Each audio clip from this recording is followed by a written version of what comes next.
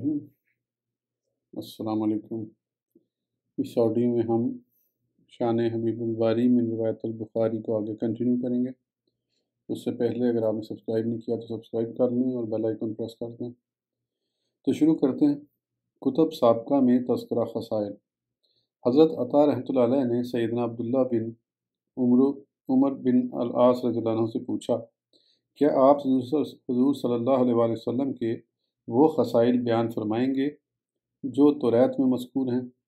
वो फरमाने लगे,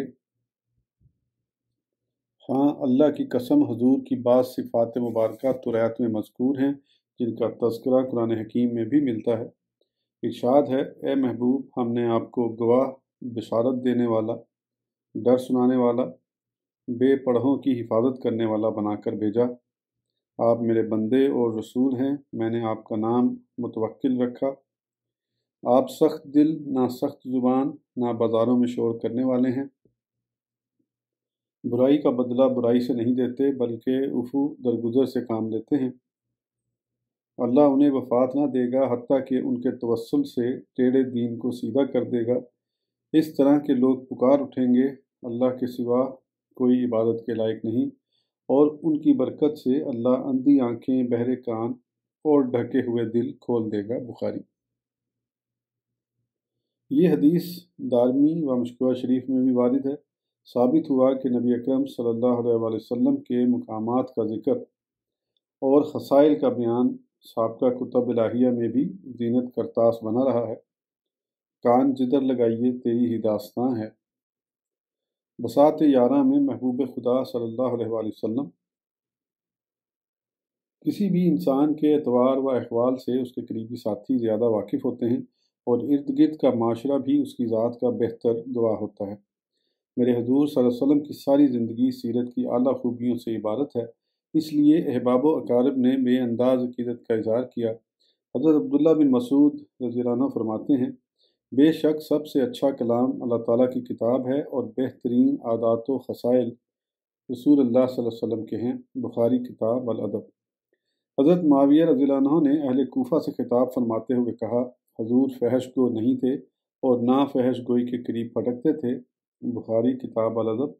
अब हम दामिन अजमाल को छोड़कर कदर तफसील के साथ सीरत मुस्तफ़ा सल्लल्लाहु अलैहि वसल्लम के मुख्तलिफ गोशों पर बहस करते हैं, जिन्हें देखते ही पूरे बदन का रुआं रुआं बेताबी से पुकार उठता है।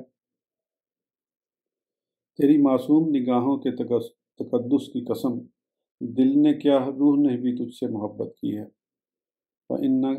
फ़इन्नका लअला खल्क़ अज़ीम।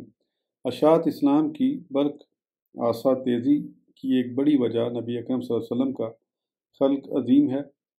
सैयदा आयशा रज़ियल्लाहु अन्हा फरमाती हैं, हुज़ूर ने कभी किसी से अपनी ज़ात के लिए इंतकाम नहीं लिया। मुत्तफ़िक़ अलैह। मुस्लिम शरीफ में मज़ीद दर्ज है, आप सल्लल्लाहु अलैहि वसल्लम ने कभी किसी को नहीं मारा, औरत को और ना ही खादिम को। आपको कोई अजियत व तकलीफ़ पहुँचती तो इंतकाम न लेते। वादी ताइफ के संगदिल लोगों ने आपको पत्थरों से लहूलुहान कर दिया।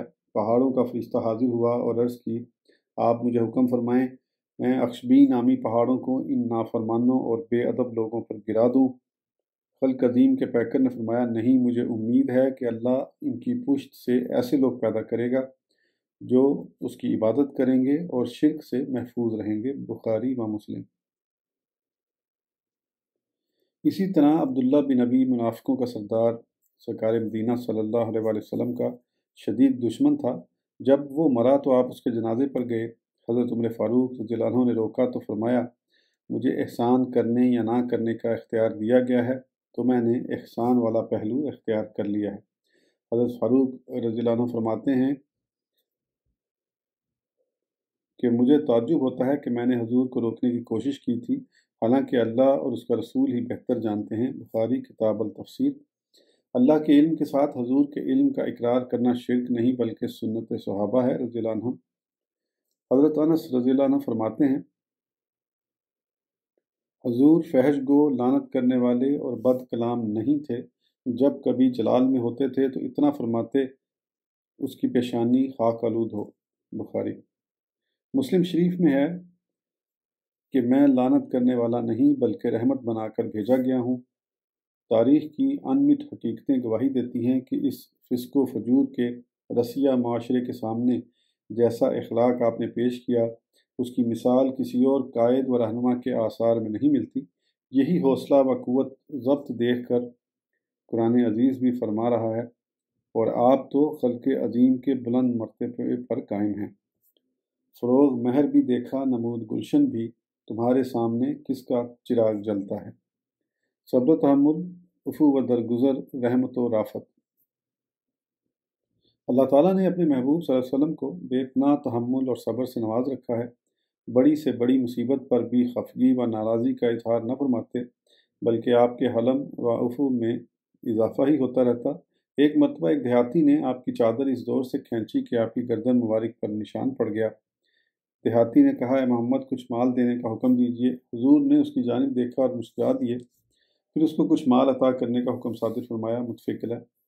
ایک دفعہ ایک شخص نے قرضے کے بارے میں حضور نبی کرم صلی اللہ علیہ وسلم کو بڑی سختی سے پوچھا۔ صحابہ کرام رضی اللہ عنہم ناراض ہوئے، مگر آپ نے فرمایا، اسے کچھ نہ کہو، اس لیے کہ حق والے کو کہنے کا حق حاصل ہے۔ بخاری۔ ایک یہودی نے سرکار مدینہ پہ جادو کر دیا۔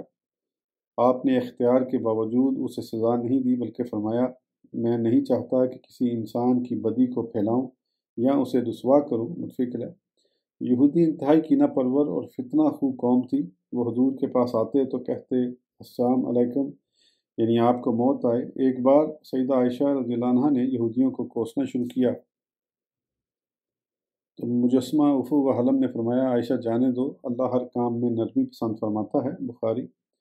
غزوہ حنین سے واپسی پر چند بدو آپ سے لپٹ گئے اور مال غنیمت کا مطالبہ کرنے لگے۔ ان لوگوں نے حضور کو اتنا تنگ کیا کہ آپ کو ایک خاردار درخت کے نیچے لے گئے، پھر آپ کی چادر اچک لی۔ اس پریشانی کے عالم میں بھی آپ نے بردباری کا مظاہرہ فرمایا، مجھے میری چادر تو دے دو، اگر میرے پاس ان درختوں کے برابر جانور ہوتے تو میں تم میں تقسیم کر دیتا، پھر تم مجھے کنجوس نہ پاتے اور نہ جھوٹ بولنے والا بزدل۔ بخاری۔ حضرت انس رضی اللہ عنہ فرماتے ہیں کہ میں نے 10 سال حضور صلی اللہ علیہ وسلم کی خدمت کرنے کا شرف حاصل کیا۔ مجھے آپ نے اف تک نہ کہی اور نہ یہ کہا کہ یہ کام تم نے کیوں کیا، وہ کام تم نے کیوں نہیں کیا۔ متفق ہے۔ ایک بار آپ صلی اللہ علیہ وسلم نے کچھ مال تقسیم فرمایا تو ایک منافق نے کہا کہ اس تقسیم میں محمد نے رضائے الہی کو ملحوظ نہیں رکھا۔ اس موقع پر آپ نے سیدنا موسیٰ علیہ السلام کی مثال بیان کی اور صبر فرمایا۔ بخاری کتاب الادب۔ اسی طرح حضرت انس بن مالک رضی اللہ عنہ سے روایت ہے کہ ایک اعرابی نے مسجد میں پیشاب کر دیا، لوگ اسے مارنے کے لیے اٹھے تو آپ نے فرمایا، اس کا پیشاب نہ روکو۔ پھر آپ نے ایک ڈول پانی منگوایا اور اس کے اوپر بہا دیا۔ اعزاز۔ رحمت و رافت کا یہ عالم تھا کہ کفار عرب قحط سالی میں مبتلا ہو گئے۔ ابو سفیان نے کہا، اے محمد، آپ کی قوم ہلاک ہو رہی ہے۔ حضور نے فرمایا، تم بڑے جری ہو، جو قوم مضر کے بارے میں دعا کروا رہے ہو۔ بہرحال رحمت عالم نے کافروں کے لیے بھی دعا فرمائی اور قحط سالی دور ہو گئی۔ بخاری۔ آپ کی ان صفات عالیہ کا ذکر قرآن پاک نے بھی بڑے اہتمام کے ساتھ فرمایا ہے۔ گویا آپ تمام جہانوں کے لیے رحیم و کریم، بردبار اور درگزر فرمانے والا جلیل القدر رسول بن کر جلوہ آرا ہوئے تھے۔ وقت کے بڑے بڑے دشمن بھی متذکرہ بالا اوصاف حسنہ کا اعتراف کیے بغیر نہ رہ سکے۔ ہاتھ جس سمت اٹھا غنی کر دیا۔ فیاضی و سخاوت آپ کا امتیازی وصف ہے۔ جو کچھ آتا راہ خدا میں قربان فرما دیتے، یہاں تک کہ قرآن کریم نے فرمایا، اور نہ ہاتھ پورا کھول دیں کہ پھر بیٹھے رہیں ملامت کیے ہوئے تھکے ہوئے۔ دریائے سخاوت کی تلاطم خیزی کا یہ حال تھا۔ جب کبھی بھی کوئی سوال کیا گیا، حضور نے نہیں فرمایا۔ بخاری۔ مانگیں گے مانگے جائیں گے، منہ مانگی پائیں گے، سرکار میں نہ لا ہے نہ حاجت اگر کی ہے، منگتا کا ہاتھ اٹھتے ہی داتا کی دین تھی، دوری قبول و عرض میں بس ہاتھ بھر کی ہے۔ حضور صلی اللہ علیہ وسلم نے فرمایا ہے کہ تم مجھے بخیل نہیں پاؤ گے۔ بخاری۔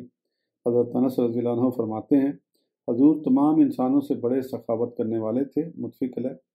انہی سے روایت ہے کہ ایک شخص نے آپ سے 2 کوہساروں کے درمیان بھری ہوئی بے شمار بکریاں طلب کیں، بس آپ نے اسے عطا کر دیں۔ وہ آدمی اپنی قوم میں آیا اور پکار کر کہنے لگا، مسلمان ہو جاؤ، خدا کی قسم محمد صلی اللہ علیہ وسلم اتنا عطا کرتے ہیں کہ فقیری کا خوف ہی نہیں رکھتے۔ بخاری و مسلم۔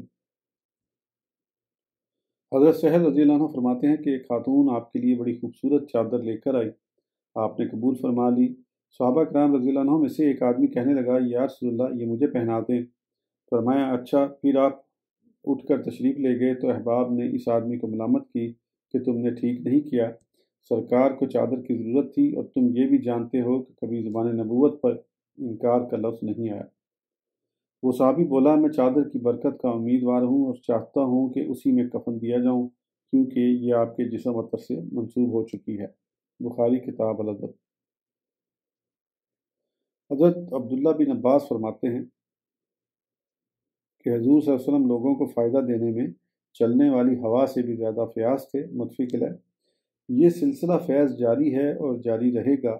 خالق مطلق نے ارشاد فرمایا، اور کسی سوالی کو جھڑکنا نہیں۔ آپ کی ساری عمر اس فرمان علی شان کی مظہر ہو کر رہ گئی، جس کو دیا دنیا و مافیہ سے بے نیاز کر دیا، جس کو دنیاوی زمانے کا تاجدار بنا دیا، جس کو دین دیا زمانے کا غوث اعظم، مجدد اعظم، ملجائے بے کساں، خواجہ خواجگاں اور اعلیٰ حضرت بنا دیا۔ دو جہاں میرے آقا کے در پہ بیٹھے مزے لوٹ رہے ہیں۔ میرے کریم سے اگر قطرہ کسی نے مانگا، دریا بہا دیے ہیں، در بے بہا دیے ہیں۔ مجال ہے جو اس دریائے سخاوت کی جلانیوں میں کمی واقع ہو جائے۔ حضور تو امیدوں، آرزوؤں اور امنگوں سے بھی فزوں تر نوازتے ہیں۔ آگے رہی عطا وہ بقدر طلب تو کیا، عادت یہاں امید سے بھی بیشتر کی ہے۔ مومن ہوں مومنوں پر رؤوف و رحیم ہو، سائل ہو سائلوں کو خوشی لا نہر کی ہے۔ عدل و مساوات۔ عدل و مساوات کی سعادت آفرین مثالیں جیسی دامن اسلام سے وابستہ ہیں، کسی اور مذہب میں نہیں۔ چشم فلک نے وہ تخیر خیز نظارہ بھی دیکھا ہے کہ سردار عرب ابوبکر صدیق، فاروق اعظم اور سعد بن عبادہ رضی اللہ عنہم کے ساتھ حبشہ کا سیاہ فام غلام بلال اور روم کا پردیسی صہیب بغیر کسی اضطراب کے کھڑے ہیں۔ یہ کیسی کایا پلٹ ہے، یہ کیسا عجوب روزگار ہے۔ رضی اللہ عنہم ایک ہی صف میں کھڑے ہو گئے محمود و ایاز، نہ کوئی بندہ رہا اور نہ کوئی بندہ نواز۔ ہم یہاں دلیل کے طور پر بخاری شریف کی ایک معروف زمانہ حدیث مبارک پیش کرتے ہیں کہ جس کی ادنا سی مثال بھی تمام کائنات کے نجات دہندوں کی زندگیاں ملاحظہ کرنے سے بھی دکھائی نہیں دیتی۔